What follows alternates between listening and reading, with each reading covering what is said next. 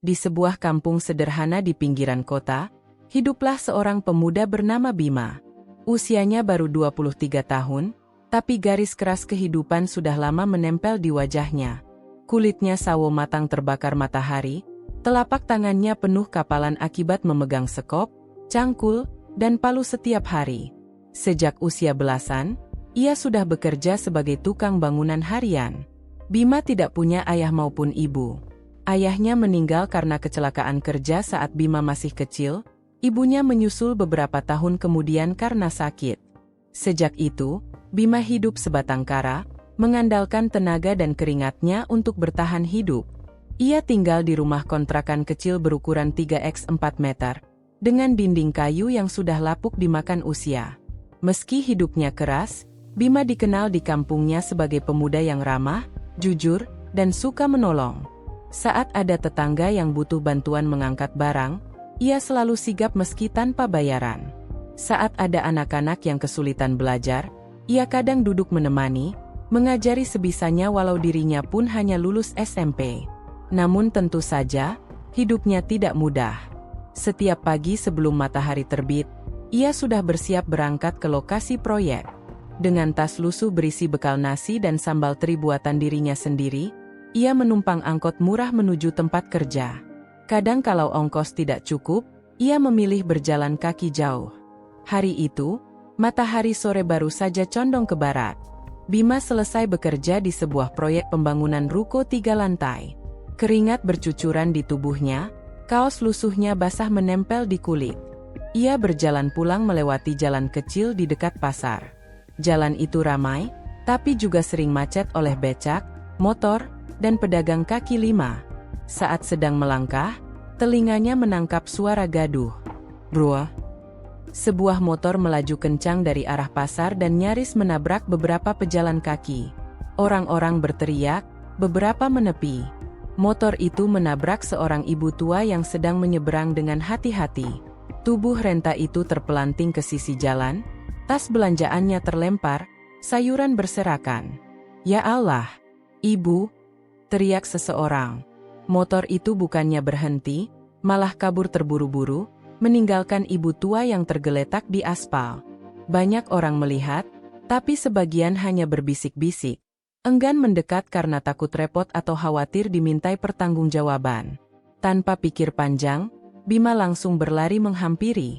Ibu nggak apa-apa, katanya cemas, berjongkok di sisi perempuan renta itu.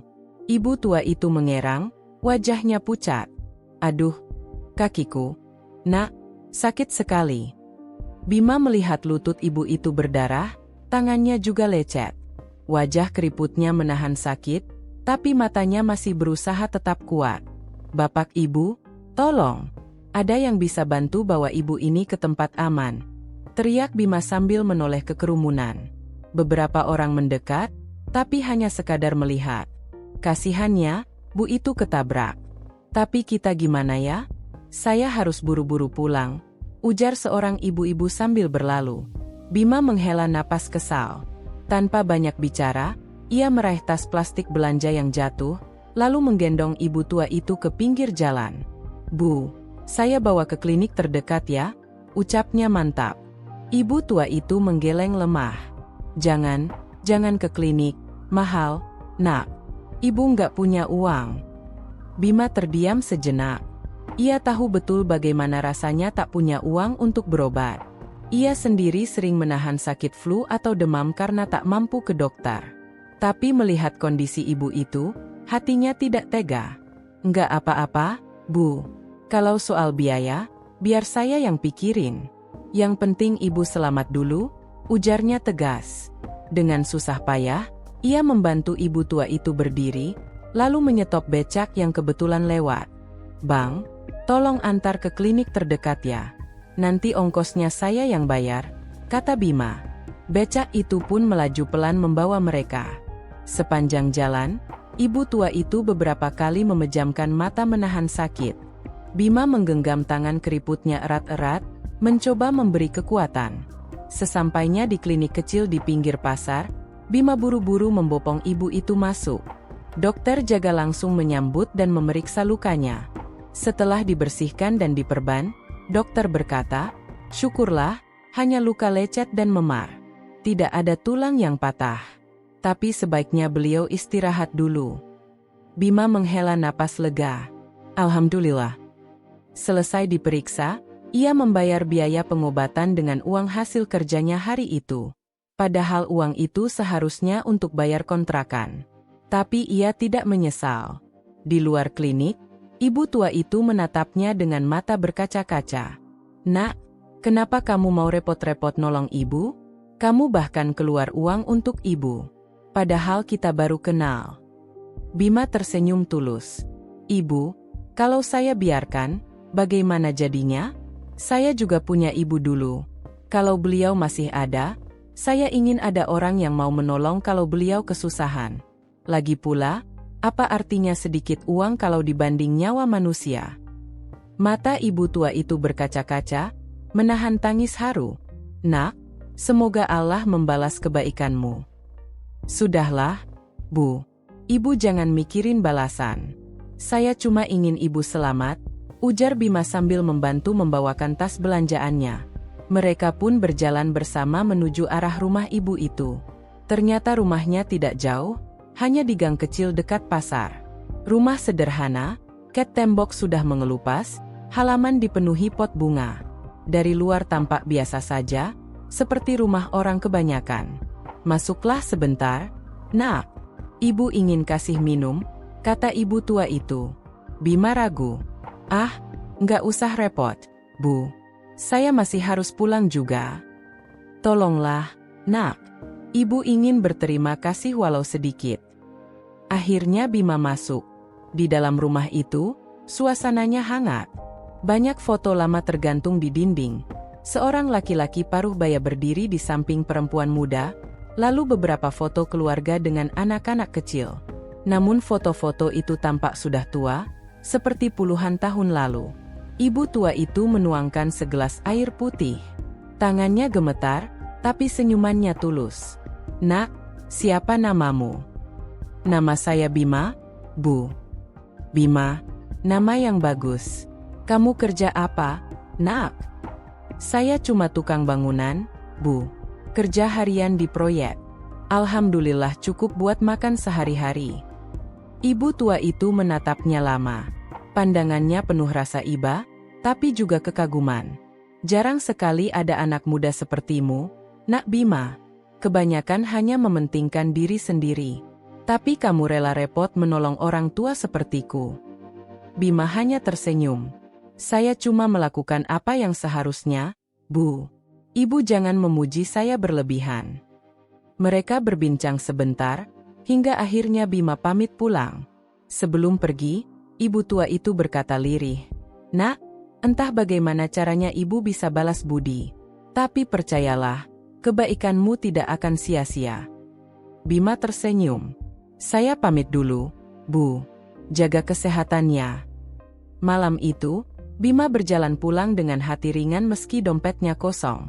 Ia tidak tahu bahwa pertolongan kecil yang ia lakukan hari itu akan menjadi titik balik hidupnya. Esok, takdir akan mulai mengubah segalanya. Pagi itu, matahari baru saja muncul dari ufuk timur.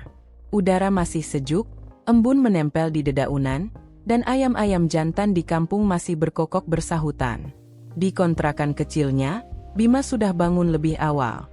Seperti biasa, ia menyiapkan bekal sederhana, nasi putih dengan sambal teri dan telur dadar yang ia masak sendiri.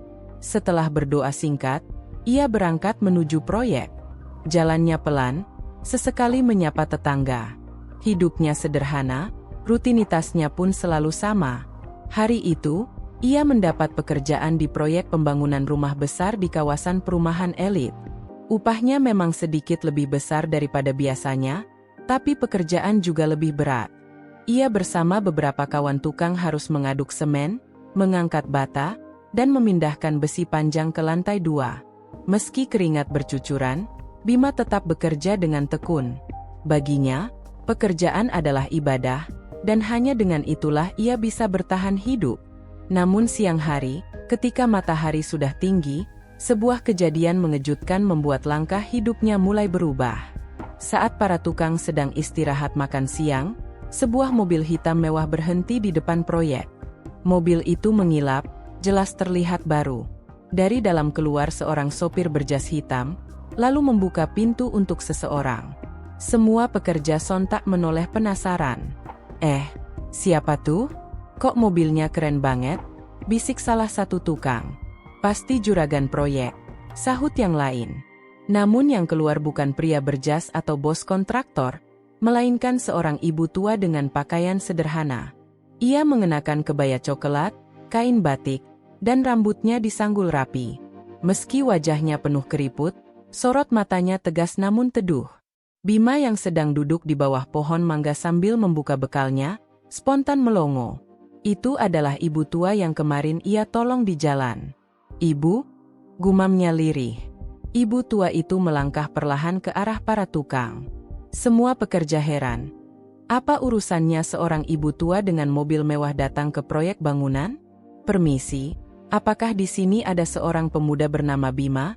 Suara ibu itu terdengar jelas. Para tukang saling berpandangan, lalu menunjuk ke arah Bima. "Itu, Bu, yang duduk di sana." Bima cepat berdiri, wajahnya canggung. "Bu, kok ibu bisa ada di sini?" Ibu tua itu tersenyum hangat. "Bima, nak, ibu sengaja mencarimu. Kemarin kamu menolong ibu dengan tulus. Hari ini, ibu ingin mengucapkan terima kasih yang lebih layak." Para tukang mulai berbisik-bisik. "Wah, hebat si Bima. Sampai dicari sama orang kaya. Pantas mobilnya mewah. Mungkin Bu itu konglomerat. Jangan-jangan Bima dapat rezeki besar." Bima menunduk, wajahnya memerah. "Aduh, Bu, ibu nggak perlu repot-repot. Saya ikhlas nolong. Nggak usah dibalas." Ibu tua itu tersenyum semakin hangat. "Bima, anak baik. Justru karena keikhlasanmu itu, ibu makin ingin mengenalmu." Sopir ibu itu kemudian mendekat, membawa sebuah bingkisan kotak. "Bu, ini yang tadi ibu siapkan," katanya. Ibu tua itu menyerahkan kotak itu pada Bima. "Nak, ini hanya sekadar tanda terima kasih. Tolong diterima, jangan ditolak." Bima kebingungan. Kotak itu cukup berat, dibungkus rapi. "Bu, apa ini?" "Buka saja nanti di rumah," jawab ibu itu singkat. Teman-teman kerja Bima semakin heboh. "Gila, Bim. Kamu disamperin sama nenek kayak gitu, pasti isinya duit banyak." "Wah, jangan-jangan isinya emas batangan. Hahaha." "Udahlah, Bim. Nerima aja, siapa tahu rezeki." Bima merasa serba salah. Namun melihat wajah ibu tua itu yang penuh harap, akhirnya ia mengangguk pelan. "Baiklah, Bu. Terima kasih banyak." Ibu tua itu menepuk bahu Bima. "Sore nanti, ikutlah ke rumah ibu. Sopir ibu akan menjemputmu. Ada sesuatu yang ingin ibu bicarakan." Bima semakin kaget. "Ke rumah ibu? Wah, saya ini cuma tukang bangunan, Bu. Takut merepotkan." "Ibu yang minta, Nak. Jadi jangan merasa repot. Anggap saja ibu ingin menjamu anak sendiri." Selesai berkata begitu, ibu tua itu naik kembali ke mobilnya. Sopir menutup pintu, lalu mobil hitam itu melaju pergi. Semua pekerja masih melongo. "Bima, lu jago banget, men. Baru nolong sehari, udah dapat tamu kehormatan. Jangan-jangan lu bakal diangkat anak angkat, Bim." "Hahaha, rezeki lu gede banget." Bima hanya tersenyum kecut, lalu kembali bekerja. Namun dalam hatinya, ada rasa penasaran bercampur was-was. Sore hari, sepulang kerja, Bima membuka bingkisan dari ibu tua itu. Ternyata isinya bukan emas atau uang, melainkan seperangkat pakaian rapi, kemeja putih, celana panjang hitam, dan sepatu kulit baru. Bima tertegun. Ia belum pernah punya baju sebagus itu. Selama ini, pakaiannya hanya kaos bekas atau kemeja lusuh sumbangan tetangga. Di dalam kotak itu ada sepucuk surat kecil. "Nak Bima, terimalah pakaian ini. Besok sore, sopir ibu akan menjemputmu. Jangan khawatir, Ibu hanya ingin mengenalmu lebih dekat. Dari ibu. Bima menghela napas panjang. Ia merasa semakin bingung. Siapa sebenarnya ibu tua itu? Kenapa begitu perhatian padanya? Dari mana asal-usulnya? Keesokan harinya, sesuai janji, sebuah mobil hitam datang menjemput Bima. Sopir berjas hitam menyapanya sopan. "Selamat sore, Tuan Bima. Mari ikut saya." Bima agak kaku mendengar sebutan, "Tuan." Ia hanya tukang bangunan, rasanya aneh dipanggil begitu. Namun ia tetap masuk ke mobil, mengenakan pakaian baru pemberian ibu tua itu.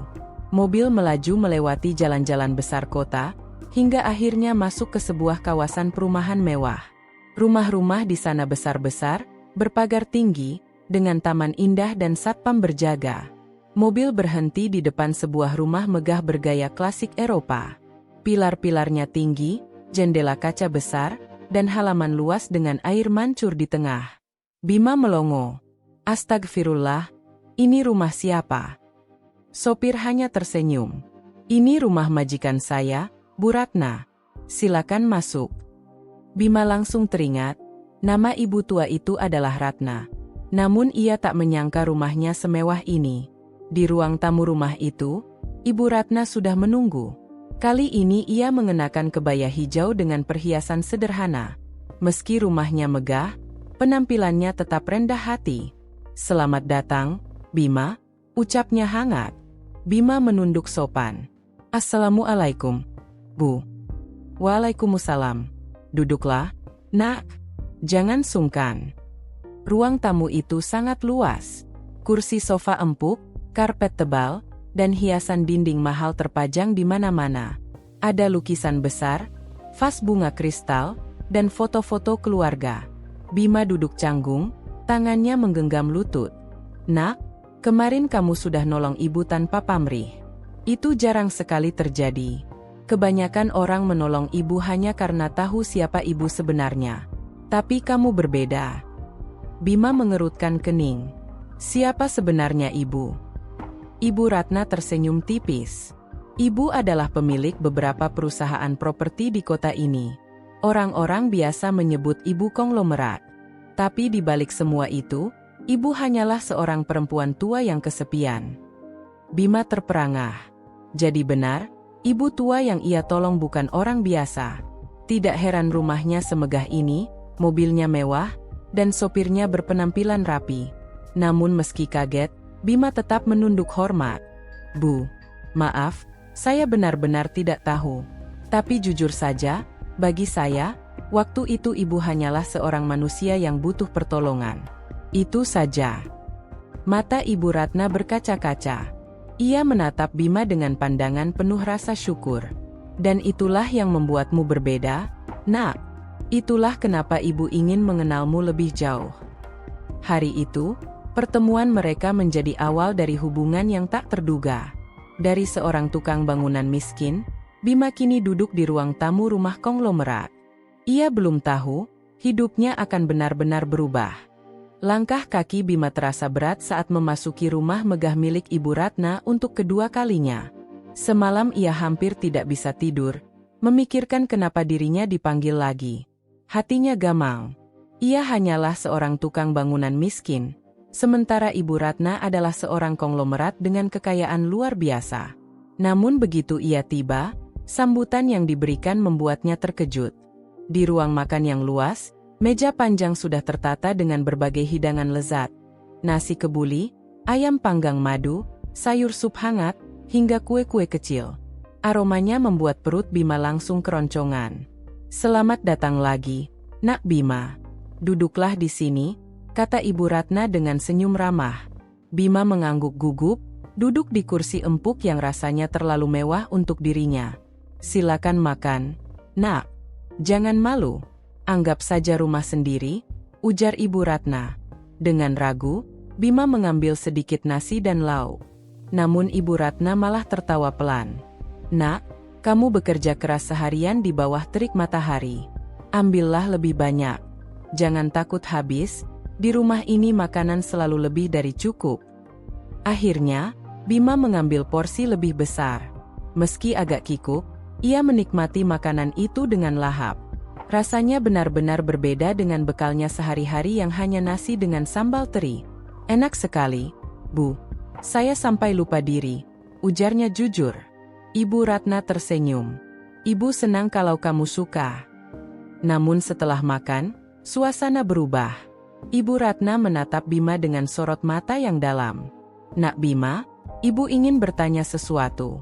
Jawablah dengan jujur, karena ini penting. Bima mengangguk, jantungnya berdebar.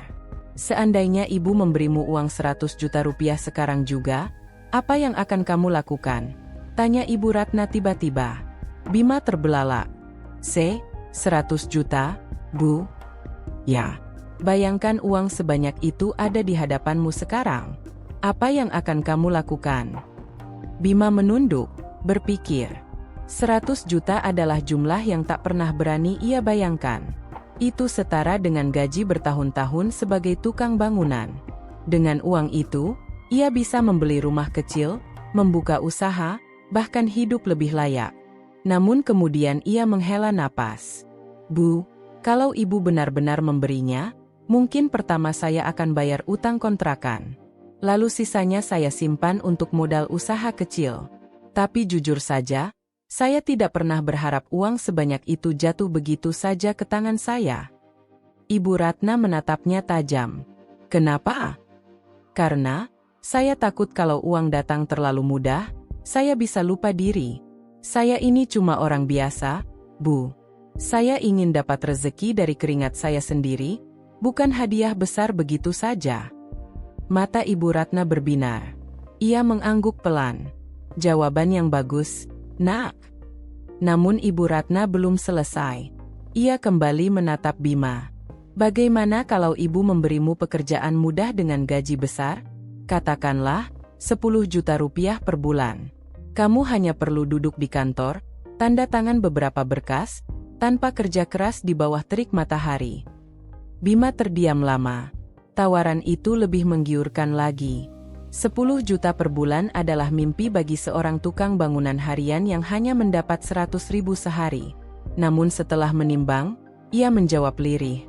Maaf, Bu, saya takut tidak mampu.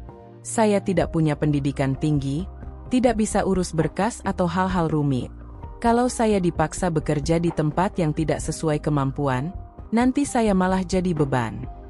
Jadi kamu menolak? Tanya Ibu Ratna, agak heran. Bima mengangguk. Lebih baik saya tetap bekerja sesuai kemampuan. Kalau memang rezeki saya hanya di proyek, biarlah. Yang penting halal, Bu. Senyum Ibu Ratna makin lebar. Nak, kamu membuat ibu semakin yakin. Namun Ibu Ratna masih ingin menguji lebih jauh. Ia memberi isyarat kepada sopirnya, yang kemudian membawa masuk sebuah koper. Sopir itu meletakkannya di depan Bima, lalu membuka tutupnya. Bima ternganga. Koper itu penuh dengan uang pecahan 100 ribu rupiah, tersusun rapi. Jumlahnya mungkin ratusan juta. Bima, kalau uang ini ibu serahkan padamu, dengan satu syarat, kamu harus selalu menemani ibu, menganggap ibu sebagai jalan untuk mendapat kekayaan. Apakah kamu mau? Pertanyaan itu membuat dada Bima sesak. Ia menatap uang itu, keringat dingin muncul di pelipisnya. Bu, uang sebanyak ini bisa mengubah hidup siapapun.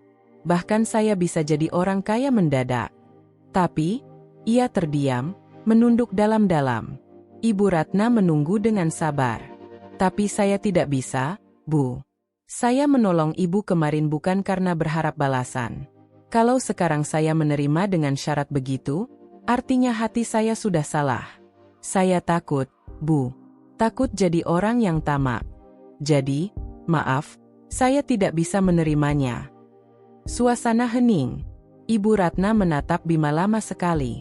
Lalu, perlahan, ia menutup koper itu dan memberi isyarat agar sopir membawanya kembali. Air mata menetes di sudut mata Ibu Ratna. Ia menghela napas panjang. Nak Bima, kamu lulus. Bima bingung. Lulus? Lulus apa, Bu? Ujian ibu. Maafkan ibu yang sudah mengujimu dengan uang dan tawaran. Ibu hanya ingin tahu, apakah kamu benar-benar tulus atau tidak? Dan ternyata, hatimu bersih, nak. Bima terdiam, antara lega dan bingung. Jadi semua ini, ujian, Bu? Ya, ibu sudah bertemu banyak orang. Hampir semuanya hanya mendekat karena harta. Tidak ada yang mau jujur seperti kamu. Kamu berbeda, Bima. Dan itulah yang membuat ibu semakin yakin, Allah mengirimkanmu ke jalan ibu bukan tanpa alasan. Bima menunduk, wajahnya memerah. Saya tidak tahu harus bicara apa. Cukup jadilah dirimu sendiri, nak. Itu saja sudah lebih dari cukup. Sejak hari itu, hubungan Bima dengan Ibu Ratna semakin dekat. Ia sering diundang makan, diajak berbincang panjang di ruang tamu, bahkan dikenalkan pada beberapa pekerja rumah. Namun Ibu Ratna selalu memperlakukannya istimewa, bukan sebagai tamu biasa. Bagi Bima, rasanya aneh. Ia hanyalah tukang bangunan miskin, tapi diperlakukan seolah keluarga. Kadang ia merasa tidak pantas, tapi setiap kali ia hendak menjauh, Ibu Ratna menahannya dengan kalimat lembut. Jangan menjauh, nak. Ibu merasa ada ketenangan setiap kali kamu ada di sini. Hari demi hari, Bima mulai melihat sisi lain dari kehidupan Ibu Ratna. Meski bergelimang harta, ibu tua itu sebenarnya kesepian. Suaminya sudah meninggal, anak-anaknya tinggal di luar negeri dan jarang pulang. Rumah megah itu sering sunyi, hanya berisi suara jam dinding dan langkah para pembantu. Dan dalam kesunyian itu, hadirnya Bima membawa warna baru. Namun tanpa Bima sadari, kedekatan ini akan segera menimbulkan masalah besar. Sebab tidak semua orang di sekitar Ibu Ratna rela melihat seorang tukang bangunan miskin masuk ke dalam lingkaran hidupnya. Malam itu, Bima masih belum percaya sepenuhnya dengan apa yang dialaminya. Ia duduk di teras kontrakan kecilnya, menatap lampu jalan yang remang-remang. Hatinya campur aduk. Seumur hidup, ia tak pernah membayangkan bisa makan di meja yang penuh hidangan mewah, atau duduk di kursi empuk ruang tamu rumah besar seperti istana. Semua itu terasa bagai mimpi. Namun, di balik rasa syukur dan kagum, ada juga keraguan. Mengapa Ibu Ratna, perempuan tua yang sebelumnya ia tolong di jalan, mendadak begitu perhatian padanya? Apa benar semua ini hanya karena rasa terima kasih? Atau ada alasan lain yang belum terungkap? Besok paginya, Bima mendapat telepon dari sopir Ibu Ratna. Ia diminta datang ke rumah besar itu lagi. Awalnya Bima ragu, tapi akhirnya ia setuju. Ketika tiba, suasana rumah Ibu Ratna terasa berbeda. Tidak ada keramaian pelayan seperti kemarin, hanya ada Ibu Ratna yang duduk di kursi roda dekat jendela besar. Ia tampak lebih tenang, mengenakan kebaya sederhana berwarna coklat muda. Bima, duduklah dekat saya, ucapnya pelan. Bima menurut. Hatinya berdegup. Ibu Ratna menatap keluar jendela beberapa saat sebelum mulai berbicara. Nak, ada sesuatu yang harus ibu ceritakan padamu. Sesuatu yang tidak semua orang tahu. Bima menunduk sopan. Apa itu, Bu? Dengan suara bergetar, Ibu Ratna mulai bercerita. Dulu, ia adalah seorang wanita karir sukses yang membangun perusahaan dari nol bersama suaminya. Mereka berdua berjuang keras hingga akhirnya menjadi salah satu keluarga terkaya di kota itu. Namun kebahagiaan itu tidak berlangsung lama. Suaminya meninggal dunia ketika anak-anak mereka masih remaja. Seiring waktu, anak-anaknya tumbuh dewasa, menempuh pendidikan di luar negeri, lalu memilih menetap di sana. Kini mereka hampir tak pernah pulang, hanya mengirim kabar sesekali. Ibu Ratna, meski hidup bergelimang harta, merasa sepi. Rumah megah itu baginya seperti penjara sunyi. Semua orang yang datang ke rumah ini, selalu melihat harta ibu.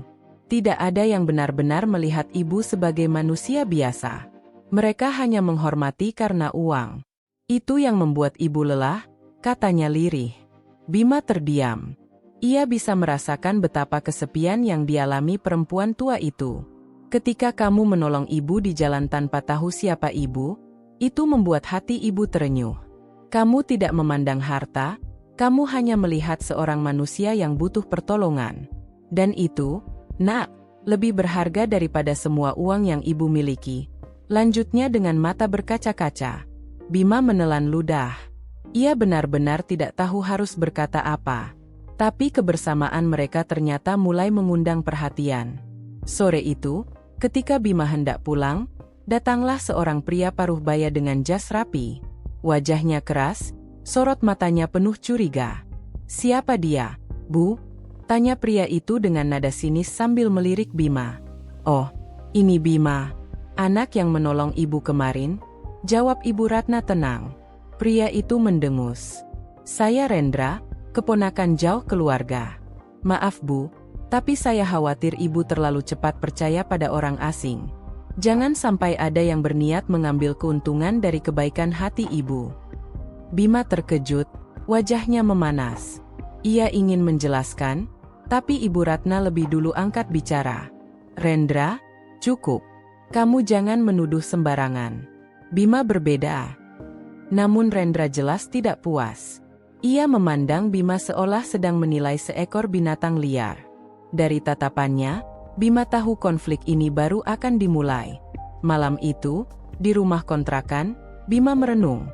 Ia tidak ingin menimbulkan masalah.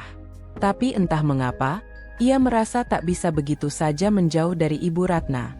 Ada sesuatu yang mengikat, bukan karena harta, melainkan karena kasih sayang tulus yang mulai tumbuh di antara mereka. Dan ia tahu, perjalanan ini belum selesai. Sebaliknya, tantangan baru sudah menanti. Hari-hari berikutnya terasa semakin berat bagi Bima. Ia masih bekerja sebagai tukang bangunan di proyek, tapi kabar tentang dirinya yang dekat dengan seorang konglomerat tua mulai menyebar. Beberapa teman kerjanya mulai memberi ejekan. "Wih, Bima sekarang bukan tukang biasa lagi. Ya, sebentar lagi jadi bos kontraktor," celetuk salah satu teman dengan nada bercanda. Yang lain menambahkan, "Hati-hati, jangan sampai lupa daratan kalau sudah dapat bagian warisan, Bim." Bima hanya tersenyum hambar. Ia tidak ingin memperpanjang masalah. Baginya, menolong Ibu Ratna adalah hal wajar, bukan untuk mencari keuntungan. Namun gosip tak berhenti di situ. Rendra, keponakan jauh Ibu Ratna, semakin sering datang ke rumah besar itu. Ia terus membicarakan Bima di belakang, menuduh bahwa pemuda miskin itu punya niat buruk. Bahkan ia berusaha mempengaruhi para pelayan dan sopir agar ikut curiga. Suatu sore, ketika Bima datang ke rumah Ibu Ratna, ia mendengar percakapan panas di ruang tamu. "Bu, saya hanya ingin melindungi ibu. Anak itu jelas-jelas mendekati ibu karena harta. Lihat saja, setiap hari datang ke sini, padahal pekerjaannya masih di proyek. Apa tidak aneh?" Suara Rendra meninggi. Ibu Ratna menjawab tegas, "Rendra, cukup. Kamu menuduh tanpa bukti. Bima menolong ibu ketika orang lain hanya menonton. Apa itu tidak cukup menunjukkan siapa dirinya?" Bima berdiri kaku di depan pintu. Hatinya sakit mendengar tuduhan itu, tapi ia tetap menahan diri. Ketika akhirnya masuk, ia menunduk sopan. "Bu, maaf kalau kehadiran saya justru membuat masalah. Mungkin sebaiknya saya tidak usah datang lagi." Ibu Ratna langsung memegang tangannya erat. "Jangan bilang begitu, Nak. Ibu sudah tua, dan kamu hadir seperti cahaya di hidup ibu yang sepi. Jangan tinggalkan ibu hanya karena orang lain tidak percaya padamu." Mata Bima panas, hampir meneteskan air mata. Ia mengangguk pelan. Beberapa minggu kemudian, Ibu Ratna jatuh sakit. Ia dirawat di rumah sakit, dan Bima setia menemaninya hampir setiap hari setelah pulang kerja.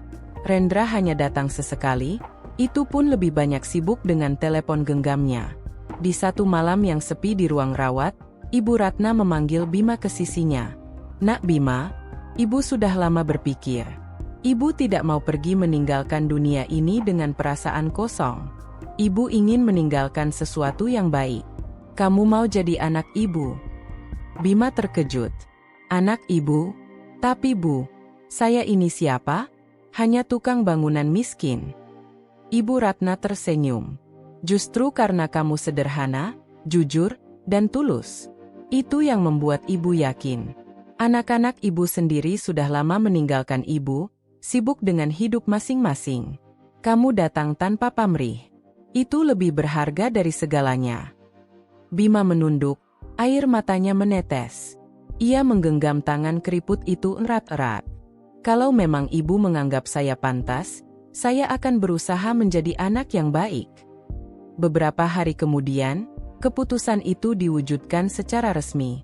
Ibu Ratna mengumumkan di depan notaris bahwa ia mengangkat Bima sebagai anak angkat sekaligus penerus sebagian hartanya. Keputusan ini membuat gempar keluarga besar. Rendra marah besar, merasa harta keluarganya dirampas. Ia sempat berusaha menggugat, tapi semua bukti dan saksi menunjukkan bahwa Ibu Ratna mengambil keputusan dengan sadar penuh. Ini bukan soal harta, Rendra. Ini soal hati, kata Ibu Ratna tegas dalam sebuah pertemuan keluarga. Bima hanya bisa berdiri dengan wajah menunduk. Tak pernah sekalipun ia meminta semua itu. Tapi kini hidupnya benar-benar berubah. Beberapa bulan berlalu. Ibu Ratna kesehatannya membaik, meski usianya tetap rapuh. Ia bahagia karena kini tidak merasa sendiri lagi. Sementara itu, Bima memutuskan untuk tetap bekerja, bukan lagi sebagai tukang bangunan harian, melainkan mulai belajar mengelola proyek-proyek kecil berkat bantuan modal Ibu Ratna. Namun ada satu hal yang tetap sama, kerendahan hatinya. Ia masih sering bergaul dengan teman-teman lama, bahkan membantu beberapa di antara mereka yang sedang kesulitan. Bima, kamu sekarang sudah kaya. Kenapa masih mau nongkrong sama kita? Tanya salah satu temannya di warung kopi. Bima tersenyum. Karena kita sama-sama manusia. Kaya miskin itu urusan nasib, yang penting jangan lupa siapa diri kita. Ibu Ratna yang mendengar itu dari kejauhan tersenyum bangga. Ia tahu pilihannya tepat. Hidup Bima benar-benar berubah. Dari seorang tukang bangunan miskin yang hanya hidup pas-pasan, kini ia menjadi anak angkat seorang konglomerat, punya masa depan cerah, dan tetap berhati mulia. Dan semua itu terjadi hanya karena satu hal sederhana. Kebaikan hati menolong seorang ibu tua di pinggir jalan. Selesai.